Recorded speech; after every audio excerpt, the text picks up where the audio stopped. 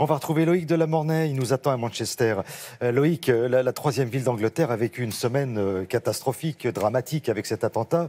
On le sait, il y a eu 22 morts. Mais si on parle toujours des morts, on parle moins des survivants qui, eux, vont porter toute leur vie les traces de ces drames. Alors la question, c'est comment est-ce qu'on peut se relever d'une pareille épreuve et continuer à vivre ? Oui, bonjour Thierry, vous avez raison, on parle toujours des morts et c'est évidemment quelque chose d'épouvantablement tragique, mais on oublie souvent très vite les blessés qui parfois sont dans des états extrêmement graves et des blessés ici à Manchester, il y en a eu beaucoup, notamment des enfants avec des blessures absolument terribles. Vous savez qu'il y a eu dans cette bombe artisanale des éclats d'obus, des bouts de shrapnel qui ont fait des blessures terribles, difficiles à opérer. Des enfants, on le sait, ont perdu les jambes. Et dans ce contexte absolument dramatique, aujourd'hui, on a voulu vous donner une petite lueur d'espoir. C'est une femme qui s'appelle Martin Wright, que nous avions rencontrée il y a quelques temps. Et elle était une des rescapées des grands attentats de Londres en juillet 2005. Elle avait eu les 2 jambes arrachées, elle avait passé 10 jours dans le coma, 10 mois à l'hôpital. Et nous l'avions rencontrée, elle nous avait dit qu'elle avait eu 2 solutions, soit se laisser abattre, soit se reconstruire. C'est évidemment cette deuxième solution qu'elle a choisie. Je vous propose de suivre son portrait qui est extrêmement émouvant. Un reportage réalisé avec Laura Calmus et Alexis Fischer.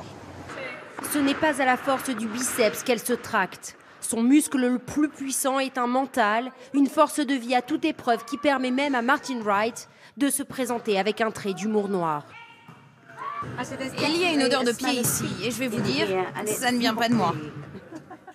Des pieds et des jambes, Martin Wright n'en a plus depuis ce matin du 7 juillet 2005, où la jeune cadre en marketing est fauchée par une bombe qui explose dans son wagon de métro.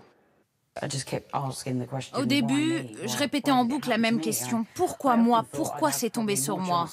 J'ai souvent pensé que j'aurais statistiquement eu plus de chances de gagner au loto que d'être assise là où j'étais ce jour-là. Et puis j'ai réalisé que j'avais le choix, soit rester assise à me lamenter sur mon sort, soit me dire que la vie continue, que je dois me relever parce que je le peux. Parce qu'il y a eu 52 personnes tuées ce jour-là, et eux, ils n'ont pas eu ce choix. Dans sa tragédie, Martin Wright sera aidé par une famille exceptionnelle. Son compagnon deviendra son mari et lui donnera un fils. Martin Wright ira en Afrique du Sud passer son brevet de pilote d'avion.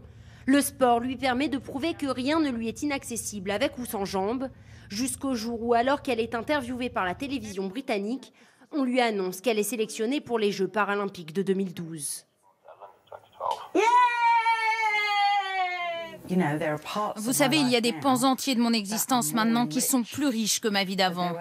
Bien sûr, j'aimerais encore avoir mes jambes. Mais j'ai fait et je fais encore aujourd'hui des choses dont je n'aurais jamais osé rêver. Et c'est absolument fantastique que cela tire son origine de quelque chose d'aussi tragique. Martin Wright est désormais une icône en Grande-Bretagne. L'an dernier, elle a été décorée de l'Ordre de l'Empire britannique, une des plus hautes distinctions du pays.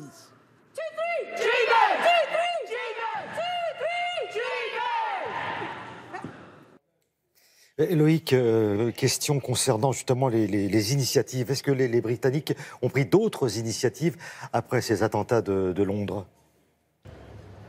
Oui, il n'y a pas que les Jeux paralympiques. Les Britanniques sont très attachés à notamment cette reconstruction par le sport. Et c'est la raison pour laquelle ils ont lancé il y a quelques années les Jeux Invictus Games, les Jeux pour être invincibles, quelles que soient les douleurs de la vie. Et c'est d'ailleurs le prince Harry de la famille royale qui les avait organisés. Il va y avoir une nouvelle édition de ces Jeux Invictus Games dans quelques mois. En septembre 2017, ils sont plutôt réservés aux militaires qui ont, par exemple, perdu des membres dans des missions de guerre. Mais d'une manière générale, les Britanniques sont donc très attachés à effectivement cette renaissance par le sport. Merci beaucoup Loïc de la Mornay en direct de Manchester pour nous.